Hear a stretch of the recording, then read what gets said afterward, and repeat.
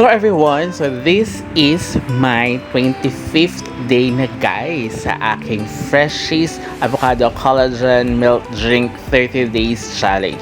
So hindi ako nag-long video for today dahil naisip ko gagawin ko na siya sa aking ka-30th day guys. So stay tuned for that.